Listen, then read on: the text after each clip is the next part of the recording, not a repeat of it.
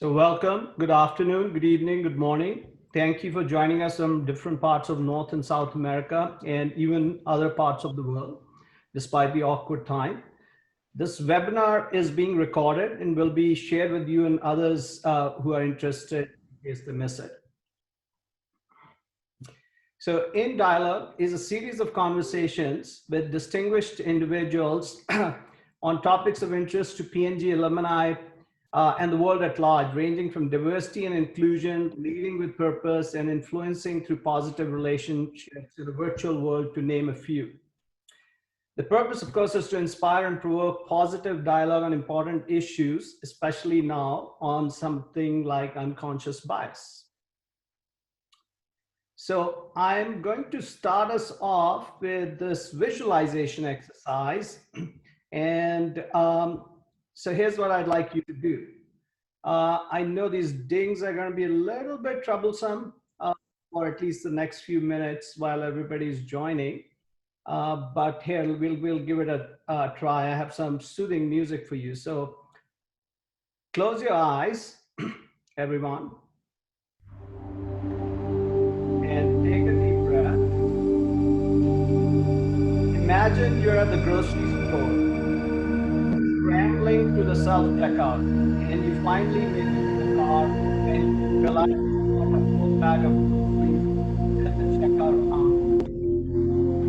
So just as you turn to go back, you see the smiling face of the store manager holding your missing grocery bag coming to his. To visualize. Now it's next evening, you're out of a pleasant walk with your partner. It's a beautiful day, you're next to a lake. You see this young couple looking at you romantically holding hands, and it makes you nostalgic. Fast forward, it's next day morning, and you have this big interview at a tech startup company for your dream job. And as you natively walk and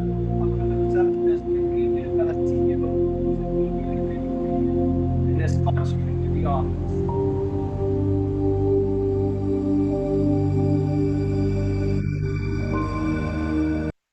I'd like you now to open your eyes and ask you 3 questions. I'm going to pull up a poll. So my question is, what did you see? Was the store manager in your mind's image black? Was the romantic couple you saw on your walk gay? Was the CEO of the tech startup who greeted you a female? So I'm going to put this poll up for you to complete.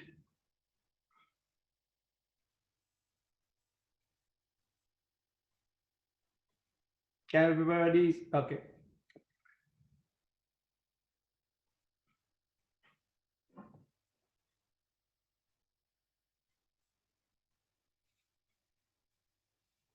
Oh. The poll closed too quickly. So here, but are you able to see the results now? So if one or more of your answers was a no, you were a victim of unconscious bias, your own unconscious bias. So most of us showed an implicit bias towards what was familiar, what we are conditioned to see. The image that popped up automatically in our head was a production of our survivalist unconscious brain of what we are most familiar with. And so, are you able to see my screen again? Yes. Yes. So why do you think that is? Can you write down in the chat box, why do you think you saw what you saw?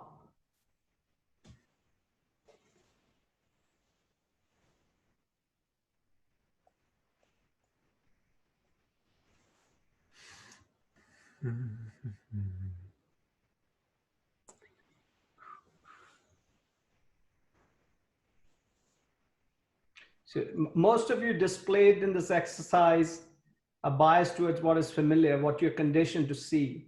That image that popped up automatically in your head was a production of that. So now, why unconscious bias? Why is this important? So those of you familiar with the Nobel-winning behavioral psychologists Kahneman and Tversky's work would recognize the schematic of the fast and slow brain. Conscious bias is deliberate and difficult to change and barely the tip of the iceberg. Yet it consumes all our attention and energy, while the real scourge lies elsewhere. Systemic bias, which is the rest of the proverbial iceberg, neatly hidden away from our view, is the product of our unconscious brain. This is what lets perfectly normal people tolerate, ignore, even rationalize the overt evil of even things like slavery and Nazism. Leave alone the modern day issues of race, gender, and sexual orientation inequities that plague our workplaces, healthcare system, and criminal justice system. This unconscious bias stems really from our ancient animal brain, our amygdala, our quick reacting survival brain that learned over millions of years of evolution to not trust the unfamiliar or the unexpected for our survival. This instinct is then systemically reinforced by our societal conditioning, our education, our family, social media, and the media. Wouldn't you agree that unconscious bias is the much bigger problem here? Yet we pay little attention to it. Conscious bias born out of bad choice, bad judgment, has this clear evil and ugly face that is easier to go after. The big problem for unconscious bias remains unaddressed, as most of us well-intentioned people are blissfully unaware of how much a victim we are of it ourselves. And so this is where I invite you to take a look in the mirror.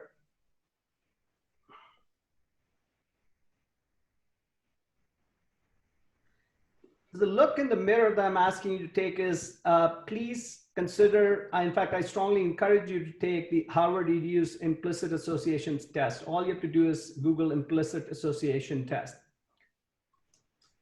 And here's what my mirror looked like, and the results were surreal.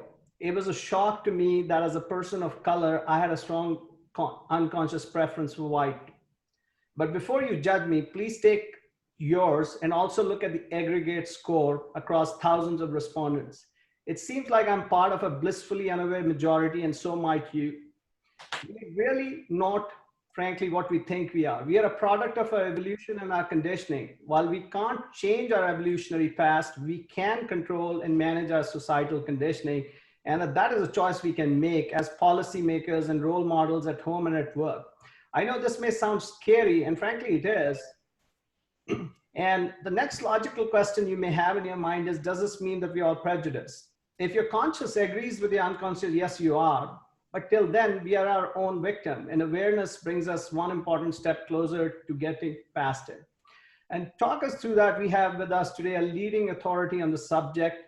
I am pleased to announce Dr. Lisa Coleman of New York University, a highly respected expert and speaker on this subject.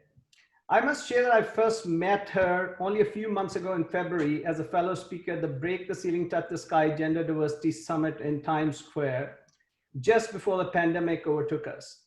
I knew then that I would love to hear her thoughts on unconscious bias, and I'm pleased that she accepted my invite to speak with us today. As P&G Alumni, we work for an organization that taught us not just the value of diversity, but the importance of actively and proactively creating it in the workplace every day. So this dialogue with Dr. Coleman is in three parts. Part one is where we will unpack what is unconscious bias, and this is a prepared presentation that Dr. Coleman is going to do, and I'm going to hand over the control to her in just a second. The part two is going to be in the form of a fireside chat, which will be a conversation with Dr. Coleman and I on how do we get past it. And finally, part three is really going to be about co-creating what does true inclusion look like, in which all of you will have the opportunity to participate and put in your questions. And I want to take a second to introduce Carlos Barroso, who's my co-host, and Carlos will be basically looking at your questions, prioritizing and posing them to Dr. Coleman. I apologize in advance if we can't cover all the questions, but we'll definitely try to. And thank you, Carlos, for doing that. I'll do my best. And you're going to mute everybody, so don't be surprised if you're muted. You can always unmute yourself. Okay, thank you. So, Dr. Coleman, over to you.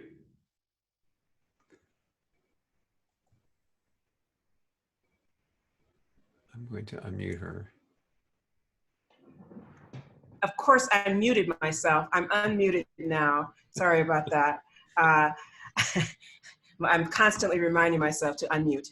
So I hope everyone is taking really good care and is well out there. And thank you, Ranu, for inviting me to be part of this conversation. I'm very pleased to be here. So I'm just going to share my screen really quickly here and talk a little bit about the bias. So just give me a second. Here we go. Share. And then I just have to press present. We see your screen. Yes, you can see it. Great. Yeah. And I'm just pressing present so it's fully loaded. Okay. And so I just want to talk a little bit about what is unconscious bias. And so thank you, Ranu, for getting us started on this conversation. And I think you've already highlighted some of the important points, right? So the work of unconscious bias comes out of the social psychological field. And so social psychology is interested in how, as Ranu talked about, how we function cognitively, right? How our brain makes decisions. And so the work, if you look on the left-hand side, there's a person by the name of Mahzarin Banaji. Mahzarin Banaji and Anthony Greenwald started this work at a university called The Ohio State University. Mahzarin Banaji is now at Harvard University, and I had the opportunity to work with her when I too was at Harvard. So when we're thinking about the work that Banaji and Greenwald have done, basically and this underscores some of the things that Ranu was saying, they're looking at how we make implicit associations. So how we associate things sort of in a split second in ways that we might not be aware of. And so that's what this work is about. So the Harvard implicit association test, which is where Mahzarin is now, which I just said, allows you to sort of explore those implicit associations, those associations that we make automatically without thinking about them. And so I'm going to come back to that in a minute, a little bit about how that happens and why and how we do that cognitively. But I want to talk about what informs this work before I get there. So there's the work of somebody by the name of Claude Steele. Claude Steele is in California, and he was also the provost at Columbia for a little while, and he's been at Berkeley and Stanford. And he came up with this concept called stereotype threat, which is that we all, we are socialized, and that goes back to even the work of Greenwald and Banaji, is that we're socialized in cultural and social contexts. And so those are national contexts, geographic contexts. And so we learn things through our educational systems, our familial systems, and those, we become ingrained into those systems. And so I'll talk a little bit about some of those examples in a moment.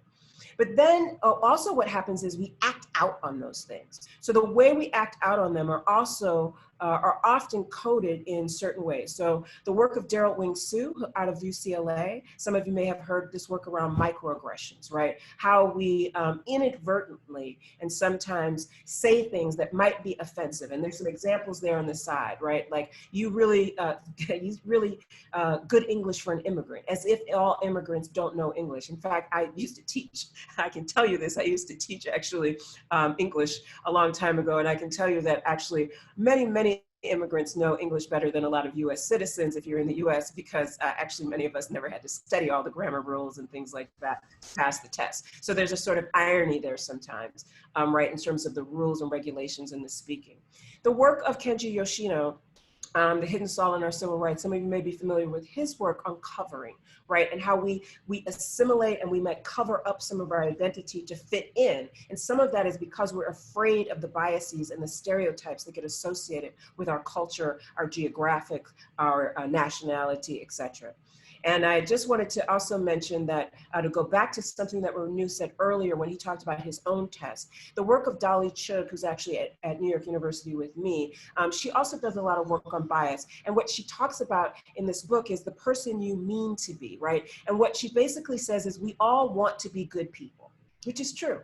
So we don't want to be biased against people. And that often makes us then much more likely, right, to not be unaware of those biases. That's why they're the hidden biases. If you read that, the subtext there on the Mazarin, Banaji, and Greenwald text, it's the hidden biases of good people. Because we're good people, and not really trying to do macro discrimination, but we're embedded in cultural and social contexts that sometimes allow us to make differential decisions. Now I just want to turn and make a distinction between individual bias and organizational bias. So individually, we all hold biases. Some of those biases are positive, some of those biases are negative. So the implicit associations we make don't always have to be bad, right? It could be, right, that we associate certain things. Like, I'll give you a clear-cut example. So if I say there's an octagonal sign and it's red, most people, if they're driving past that sign, even if it doesn't say stop, they're going to see a stop sign, because so many of us are used to the implicit association of the octagonal sign with red, right? And that tells us to stop. So that's a kind of implicit association that we might make, right? But that's not a bad association. That's just an association that is sort of, well, you know, I associate a red color with an octagonal sign with the word stop. But there are other kind of biases that can be much more pernicious and of course have much more devastating effects. But the way those biases get played out are not just individual, right? They're also within organizations. And so those organizations, and sometimes we think about like groupthink, right? Or something like that. But the ways in which we ingrain those in our organizations have to do with organizational values. And I'll give you a concrete example. I used to work at Harvard University. And at Harvard, one of the biases that Harvard has is that they base a lot of what they do in tradition.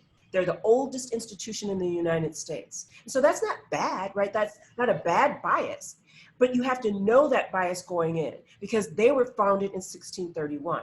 I now work at an institution that's much younger, it's 200 years younger. And so they think of themselves as innovative, right? And so a lot of what they do is focus on innovation. So if I come in and try to focus on tradition, bring up the bias of the past, it doesn't really fit in well with my new organization.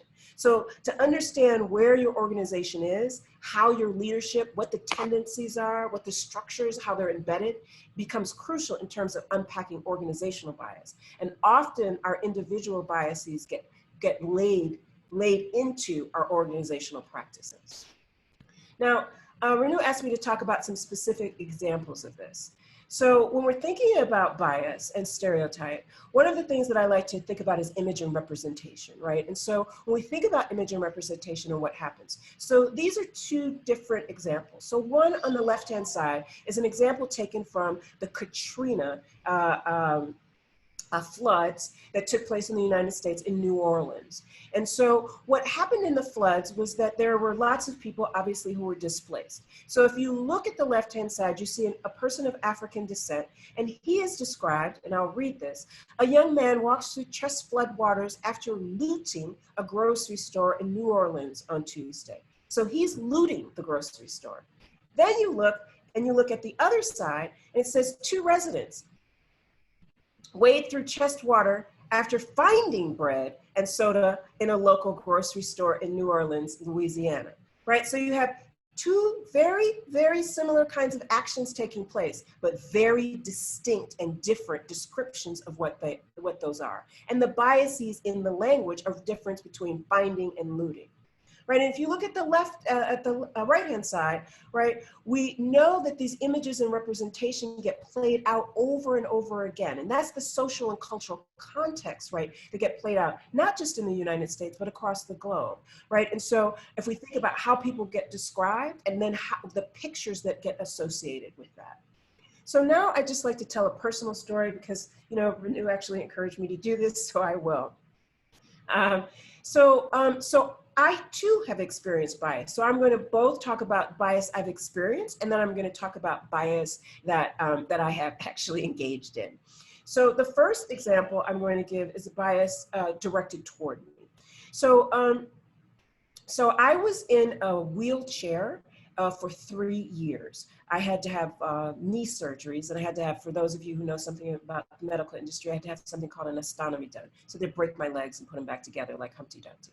And so it meant that I was in a wheelchair for a very long time and on canes, etc. But what happened during that time is I discovered that I was actually allergic to Percocet and Vicodin.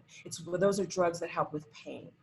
Well, I took these drugs, and I developed an allergic reaction. So I had to go to the hospital. And when I got to the hospital, they put me on a gurney, and they left me in the hall after I had taken some Benadryl. I was very out of it. I had called the nurse online, and I had to take 4 Benadryl. So I was a little out of it. And of course, I was having a very severe allergic reaction. They left me on the gurney for 2 hours unattended. A friend of mine eventually shows up, a Harvard University professor who came to check on me. And they discovered at the time that they were discussing my case because they thought I was a prostitute and a drug addict. The bias that got associated with me was because of both my race and my gender. And when I showed up in the hospital, as you might imagine, I wasn't dressed in my suit for work. I was dressed in pajamas because I had woken up and was concerned about my health. And so, right, these kinds of biases. And so then, of course, my colleague had to say, this person is actually, you know, a senior vice president at Harvard University, et cetera, and, you know, had to produce all these credentials. But see, that's the kind of thing that shouldn't happen, right? Maybe, right, I could have been treated in ways that maybe assumptions couldn't have been made. And that's the kind of bias sometimes that people will make. Now, bias that I have committed. So as I also described, I was in a wheelchair for 3 years. And so I had never been in a wheelchair. I had been an athlete prior to this. I was very able-bodied and have gone back to being very able-bodied. But as a result, what I realized during all of that time was that I had committed acts against people with disabilities because I wasn't paying attention to universal design. I wasn't paying attention to how things might be difficult for people in wheelchairs to reach or to see, even in my own office or my own programs. And those are the kinds of things that I learned after being in a wheelchair for 3 years. But up until that time, and this was just 6 years ago, I wasn't paying attention to those things in the same ways that I might have. And it helped me to create some new programs and initiatives, even at Harvard when I was there, focused on disability in the intersections of technology. But I might not have done that had I not, right, become more aware and cognizant of my own bias. And so to go back to something that Ranu said, we all want to gravitate toward that which is familiar, toward that which is known. And so we want to be in our comfort zone. Right? The fear zone is not where we like to be. And so what I like to say is it's important for us to move out of our comfort zones into our learning and growth zones. But often to move out of the comfort zone, you have to go through the fear zone, right? You have to move through that fear zone to get to the growth and to get to the learning zone. And it's not comfortable. We have to get more uncomfortable with discomfort, because recognizing bias is not comfortable. As I said before, we all want to be good people. And so therefore, it's very hard for us to sometimes recognize our own biases. So to be cognizant of bias is to really think about that Achilles heel. And so a lot of the ways I say to think about this is to think about those things that trigger you, those things that annoy you, and then think about how you self-regulate, what processes and personal biases and how do they influence your decisions, and then how do you think about fair play and transparent and consistent and informed decision making so that you can mitigate those biases.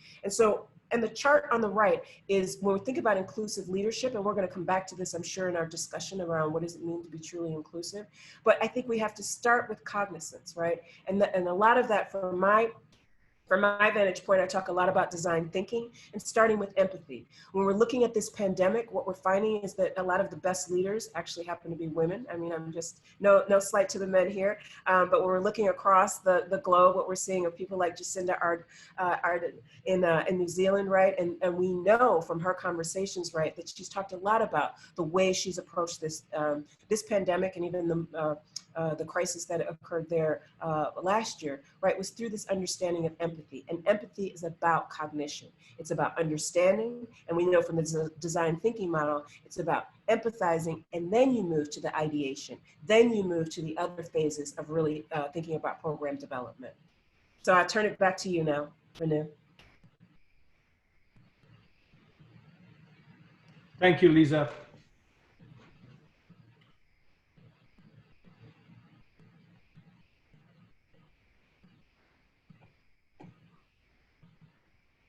Just need a second to share my screen here.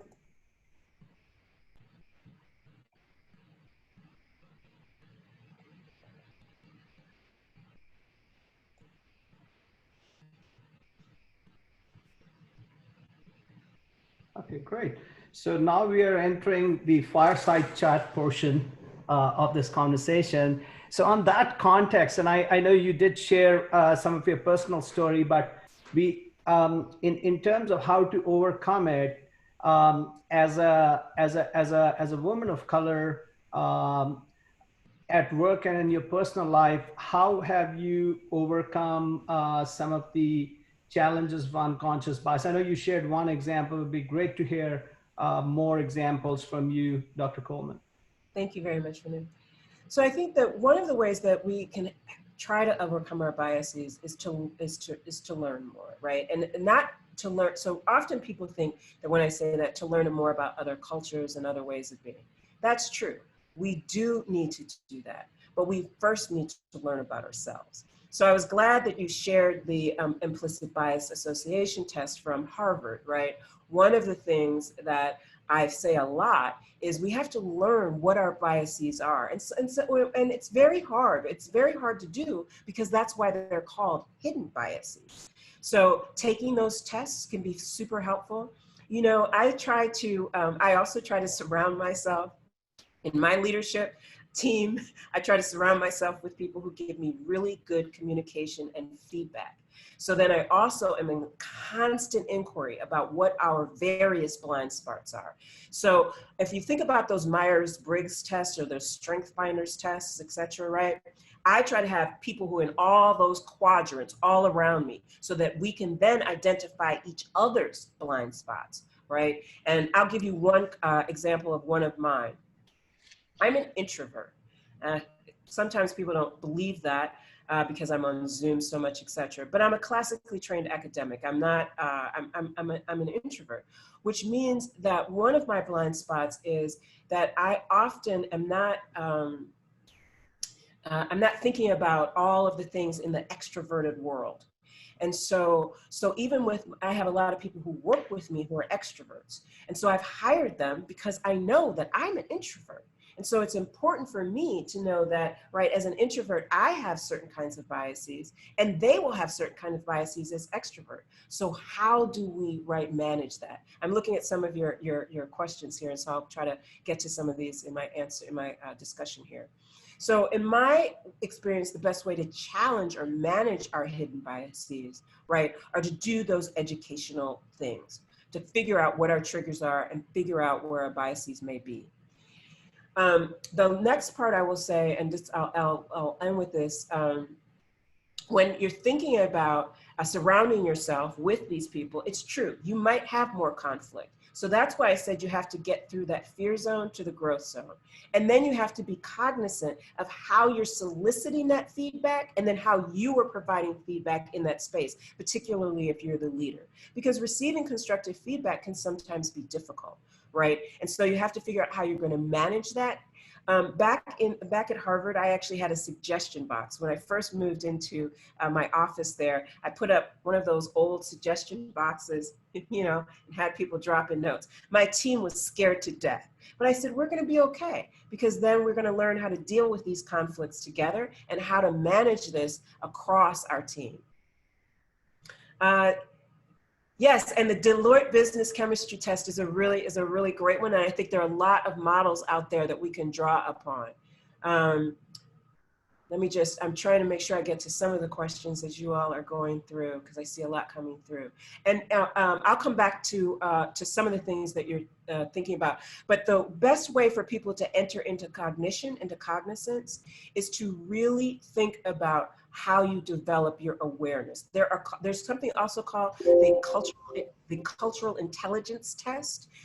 You can sign up and take that as well. So it allows you to figure out where you are in terms of your own cultural intelligence. One of the things also about the implicit bias tests that I really like is that they go through things like gender and nationality. There are multiple tests that you can take, because also we're trying to really think about the curation, the ways in which bias appears in different contexts. Because remember, there are biases that might appear in the US context that are not going to appear in the Brazilian context or the context of the UK. And those are very much part of how bias develops too. It's not just individual, as I said, but they're influenced through culture. So Hello, I think this is Marina. Can you hear me? Yes. Marina, I can hear you. Can you hear me? We can hear you, Marina. Go ahead. Hello? Marina, we can hear you. Oh, good. Okay, thank you. Did you have a question, Marina? Otherwise, we'll be moderating the questions. No, I'm good. All right. So is Jen on the call already? I think you got the wrong conference. Yes, I think I did. Sorry, I muted her. That's okay. Sorry. Oh, no, it's fine. I just wanted to make sure it wasn't someone who was trying to ask me a question. So I think that, yes, there's the external part of figuring out your own, right, the external inputs that you can get in terms of figuring out cognizant, becoming aware of where you are, but there's also the internal part, because I do want to be very clear here, right? Knowing and hearing about your bias is hard. Most of us don't want to know that. We don't want to think that we are bad people. I grew up in a very enfranchised environment. I went to private schools. I am educated. I worked at Harvard. I've worked now at NYU. I worked at Merrill Lynch. I am a very educated person. That means that I have class bias. I have socioeconomic bias, and I have educational bias. I don't always know how that manifests itself, right? I'm blind to that, right? Because I know that I'm enfranchised in these ways. So I can name the enfranchisement, but I need others sometimes to tell me when I'm making those mistakes. But I don't like it when I have to hear about it, but I have to really, right, sit with it. And so then you also have to figure out your own process of how you sit with that, and then how you come back out, right, and address it as a leader. And being a leader is not easy, or being a follower. And so we have to be leaders and followers. I want to also say right now, quickly, that there's been a lot of discussion, I know, about the biases of particular groups, right? Whether that's people who are identified as Caucasian or white, or people who are identified as heterosexual or straight, or people who are identified as men, right? There are all these biases that get associated with particular categories. Yes, those biases exist. And again, those are systemic, right? Those are systemic and part of the fabric. So men are taught, right? And this is, I mean, no slight to the men. Men are taught certain things, women are taught certain things, right? So lots of times people think about biology, but we know that gender is constructed, right? The ways in which we express our gender can be across a continuum, right? To the way we dress, to the way we talk, to the way we act, right? But the ways in which stereotype gets associated with gender, right, often then will curtail people's behavior. But there's systems that are at place. So I think men have to be really cognizant of sexism. It's not because all men are just trying to be sexists. It's because that's the society, those are the societies in which we are educated and the ways in which we learn, right? I think that people who are Caucasian or people who are white have to really engage in anti-racist and anti-bias activity toward people of color. That's not because, right, all white people are just bad people. It's just because this is the way in which we are raised and the way in which we learn things. People who are enfranchised and have class privilege, we have to learn, right, about what it means to be socioeconomically challenged and not blame the people who for their own socioeconomic peril, right? And so those are the kinds of of things where I think, right, we really have to then think about the framing and then how we reframe, right? Both bias, but our approach to people who are different than ourselves. Renu, that was a long answer, wasn't it? Yeah, it was a great answer. I think you covered a lot of ground there, including answering some of the other questions I was going to ask you, Dr. Coleman. So interestingly, you know, one of the things I mentioned, you touched upon it as well, Dr. Coleman, is that this whole thing of, you know, our evolution, right? So we evolved a certain way. So we have this evolutionary coding, and that's almost, you'd argue, impossible to fight, right? How do you reframe something that you don't even have any control over, right? The fight and flight and originates in your amygdala in a millisecond. But then there's also that aspect of societal conditioning that reinforces some of these biases. What can we do about it from a policy perspective, from a, you know, or not just policy level, you know, of course, policy at a government level, but also policy in an organization, in our own homes. How do we get past it? If I'm a white person, how do I develop empathy and truly understand what it is to be a person of color? If I'm a straight person, how do I develop empathy for someone who's gay? And then as a male, for someone who's female? How do we get to know each other's and understand our struggles? Okay. So I'm glad you brought that up about, you know, our brains, right? And so we do exist in this fight or flight, right? So if we feel threatened, right, as humans, we want to fight or flee. And that is just that's very instinctual in some kinds of ways. So that idea, when I talked about the fear zone, right, that comfort zone is we like to be around people like ourselves. We just do. We just do. It makes us feel more comfortable, right? We'd much rather, first of all, we'd rather be around humans. Then we'd rather be around humans who look like us, right? And in our categories, it's why we like to be in neighborhoods with people that look like us, right? So because that's our comfort zone. And then there's this fear if we get outside of that, because then there's this unfamiliarity, this dissimilar, right, nature. And so to put yourself in those spaces of being dissimilar is very hard. So to go back to what Ranu is asking me, how do we think about these policies and these changes? I think we do, as I sort of alluded to before, have to get more comfortable with the uncomfortable, which means sometimes you have to put yourself in uncomfortable positions. So if I'm a man, I'm going to have to spend some time, right, talking to some women who might say some not so great things to me. Right? And not just about me. It might not just be that, right? Because sometimes I think we personalize things. So sometimes as men, we just have to sit and listen to women, not because it's about what I've done as an individual, but about the collective, right, experiences that women have had around men, whether that's around glass ceiling kinds of things, differential treatment, all of those kinds of things, right? And so if I'm a member of a racially advantaged group, right, then I also might have to sit and listen to those kinds of petitions, the kinds of things. So I'll give you a classic example. And one of the things that I've been thinking a lot about is protests, because there have been protests in the United States for 35, 40, 50, 60 days. It's been going on. For those of you who are here in the United States, you know, there's been a lot of protests across all of the United States and all of our states consistently. And a lot of the people in the protests are actually not people of color, right? A lot of the people in the protests it's a very multiracial, multicultural group.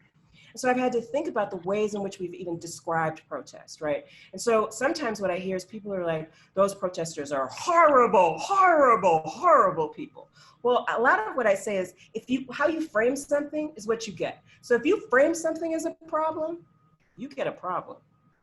If you frame something as an opportunity, you get an opportunity. So I've been looking at the protests as an opportunity to engage in dialogue and conversation with people that I might not have engaged in dialogue and conversation with before.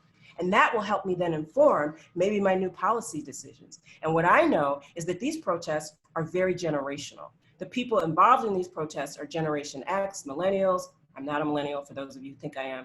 Millennials, Generation X, and the Alphas and Gen Z. And I know that they are the future of our work. They are the future of our organizations. And so if we're not engaging and learning learning from them. We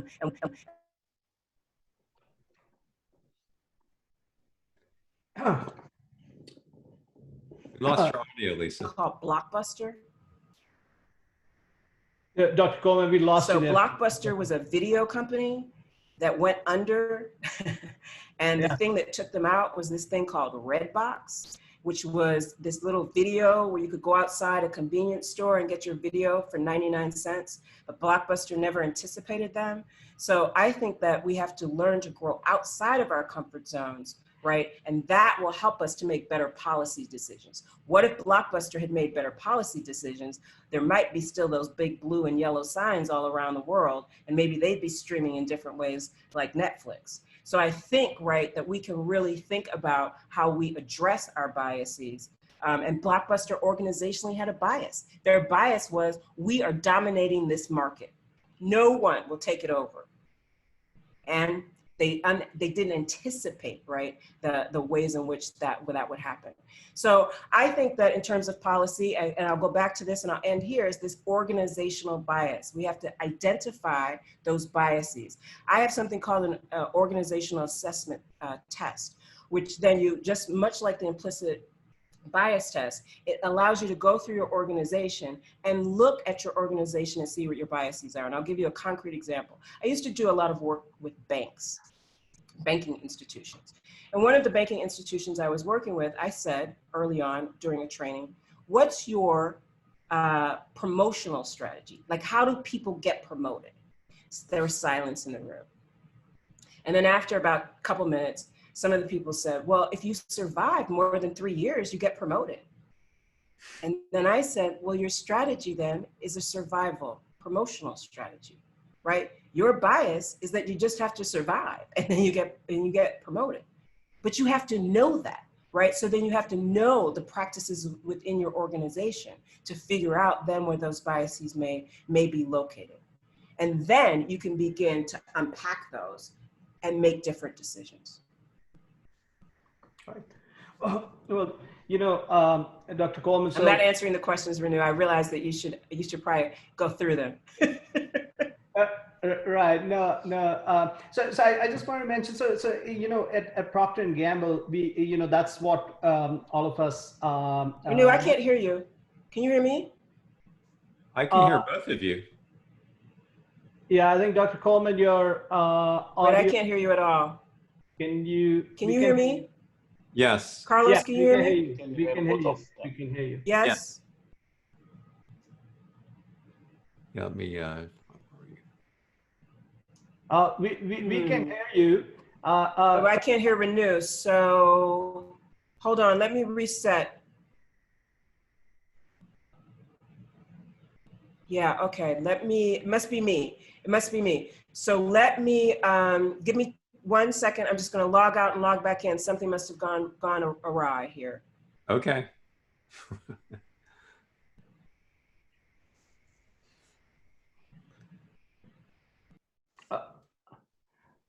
Carlos, another way we can handle it is that I'll speak out the question and you could probably put it in the chat for Dr. Coleman. Sure. There's quite a few already in the chat. I think she was actually comfortable reading them herself. If she misses any, I can certainly call them out. But we've got quite a few already in there. So I'll leave it up to her when she logs back in. Maybe you want to talk a little bit about the DFW chapter, Ranu? Oh yeah, so you know, I know so I just wanted to acknowledge that when we put this series out, we started this journey at the beginning of the year to revive and strengthen the DFW Texas chapter. We did have a virtual happy hour, but then the pandemic hit and we could never set up any in-person event. So the next best thing that we thought of as a board, and Carlos is on my board, and so is Roberto, who's on, and I think Roberto, say hello, Bernardo Meza, and Alan Snyder. I don't think Alan or Bernardo are on, but in case you are, please say hello. So we decided to put out this webinar series, and and we picked a series of topics, including unconscious bias being a key one. And this is where we invite, but when I put that proposal out, I must acknowledge that Ed Tazia, who's our global alumni president, Helena Wong, who's on, and also Betty, who's from North America, and Steve Cook, they thought it would be a great idea, since it's virtual, to extend it to the rest of the P&G Alum universe. So we are happy to extend that, and since this is an important, relevant topic. But those of you who are in the Dallas, Texas alumni in particular, we would love for you to join future webinars. We're going to be putting more of these out, and based on their relevance, we will open them up to everybody in the P&G alumni world. So Lisa's back on. I'm back on. I'm sorry, I don't know what happened, but I can hear you just fine now. Okay. Great. Yes, Dr. Coleman, one of the things I wanted to mention is that we use this time to talk about our DFW chapter. So okay, I'm glad you were able to use it.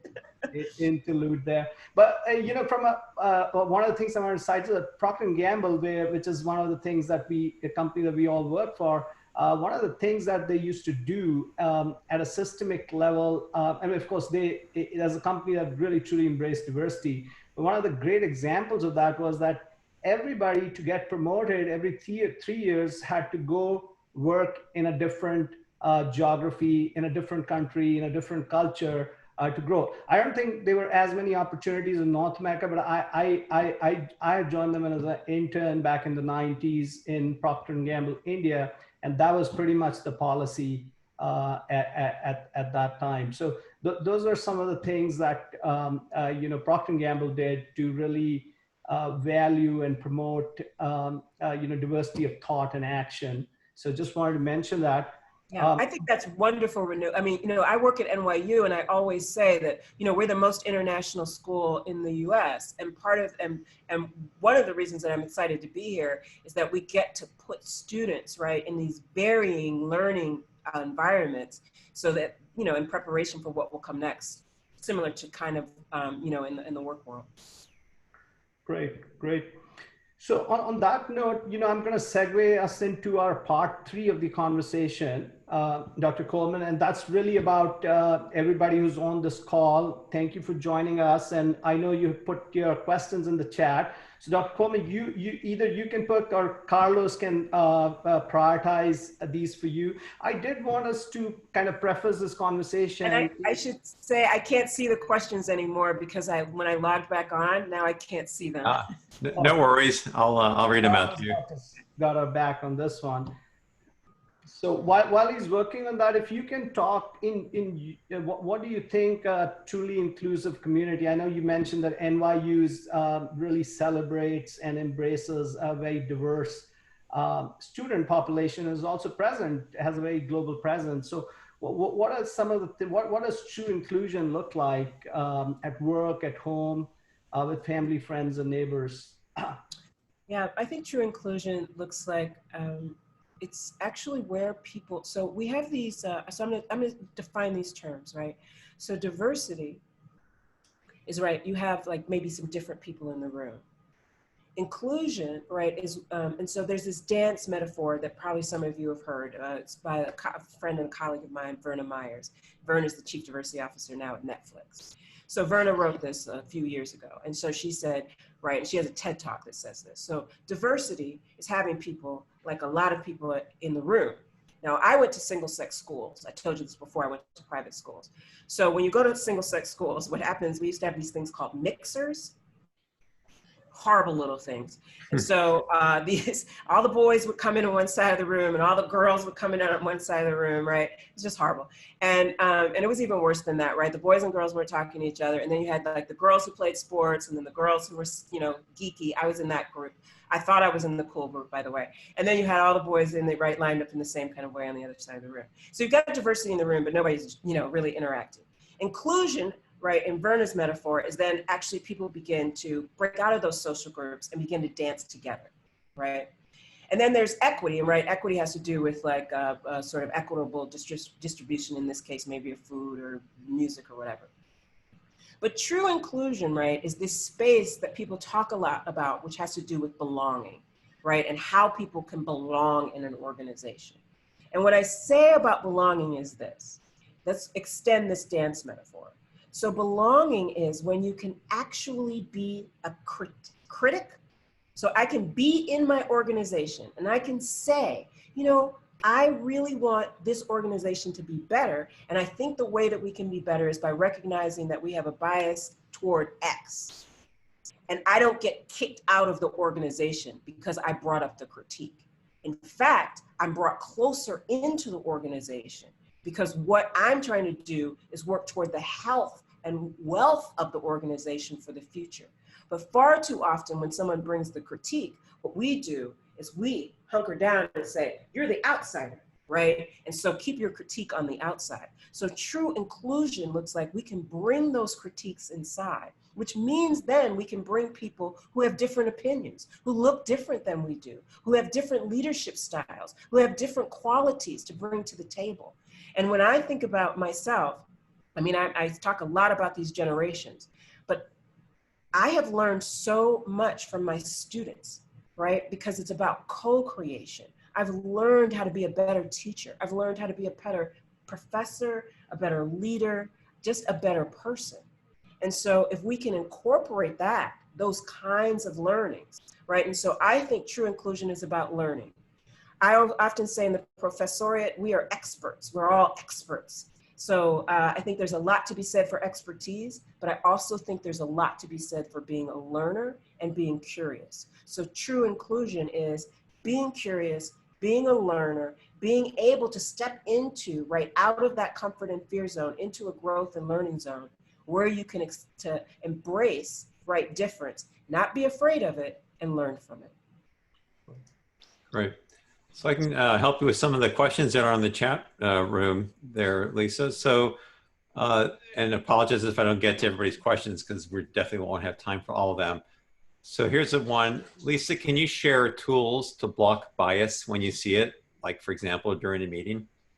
Yes, absolutely. So one of my favorite examples actually is when you see bias, it's about being an upstander or an ally, right? And so to be an upstander can be really hard, but I will say to interrupt bias. So interrupting bias in the moment, sometimes you can say, you know, right, you might have to say in a room or in a meeting, I think that we're headed maybe in a direction, maybe we want to get different opinions. So that's one way to interrupt bias. But if it's pernicious, right, and you don't feel like you have the power to interrupt that bias.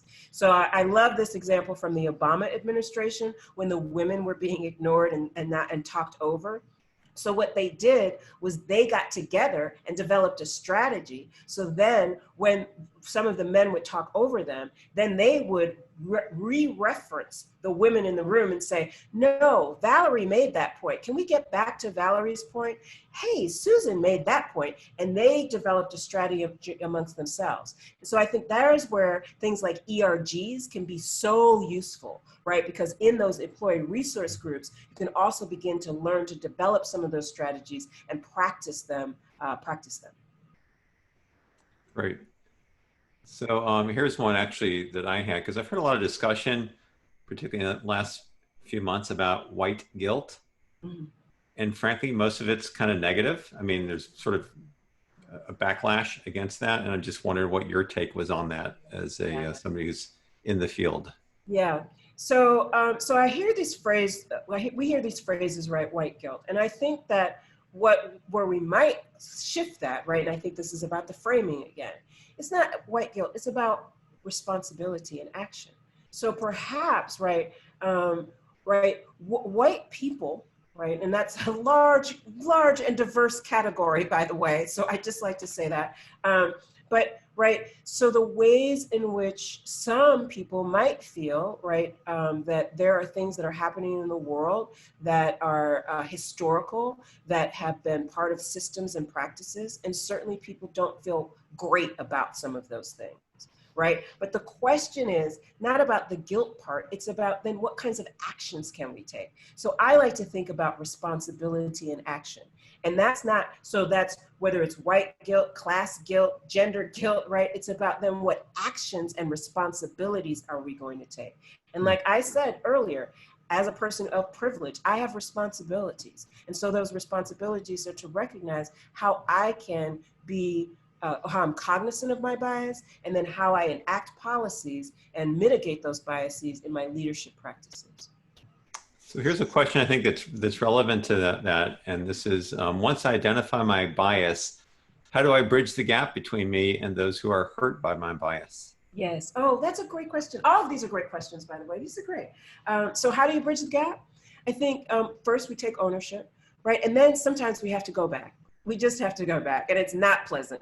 So I learned this in teaching. I mean, when you start teaching as young as I did, I started teaching at like 23 years old, and I was just making mistakes. I feel sorry for those students. I should go back and apologize to all of the students in the first 3 years of my professoriate experiences. And so, right, we all make mistakes. So it's a question of how do we go? We own those mistakes.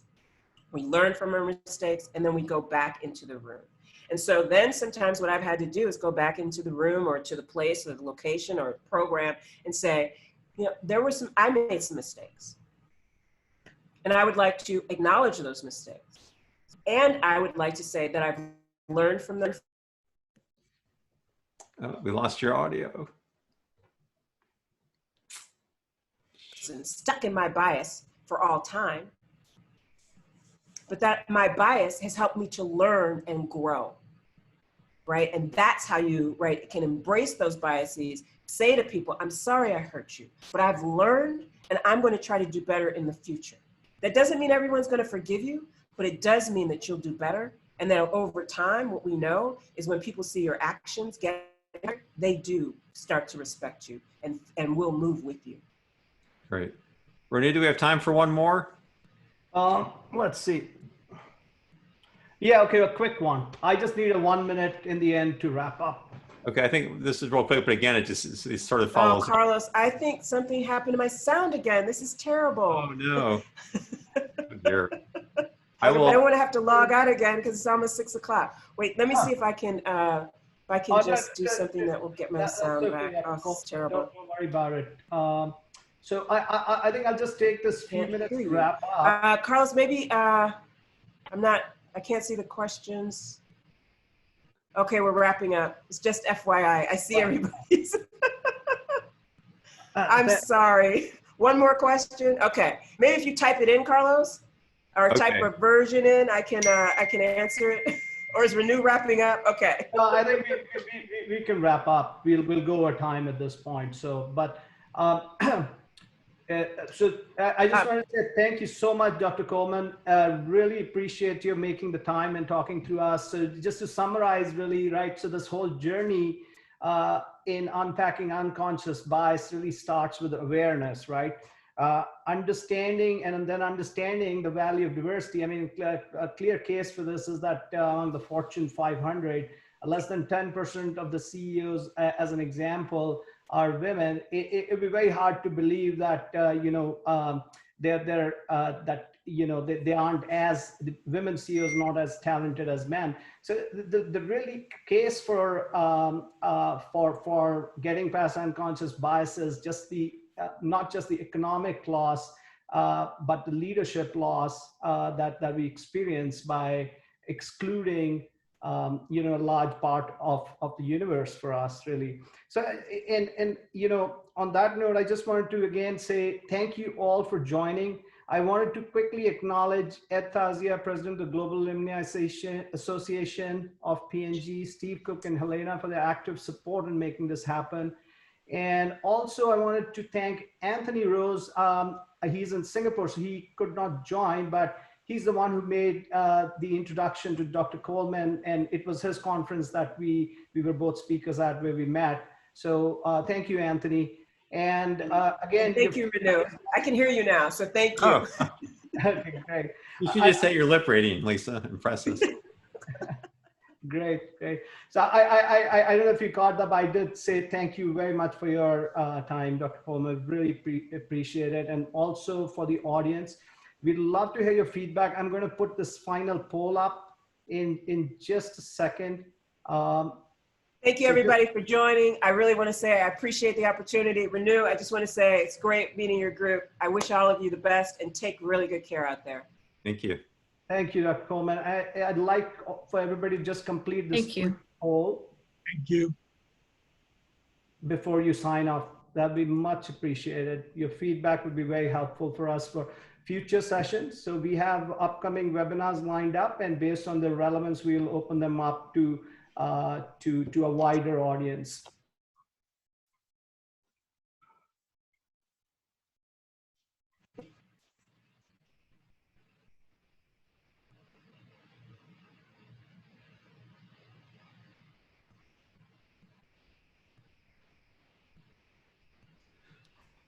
I can predict the conclusions of the poll, Ranu.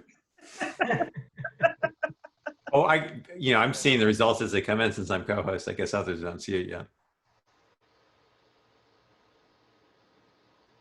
Is this like the TV people that predict the winner of the election 3 days later? No, I think you've got a good idea. You can end up, Ranu, you got everybody voted now.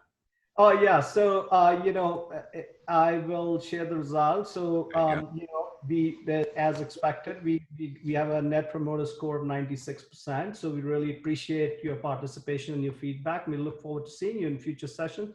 And once again, thank you, goodbye, and stay safe. Stay safe, everyone. Take care. Thank you. Thank you. Thank you.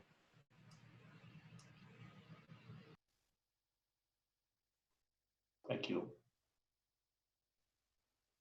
Thank you very much. Thank you.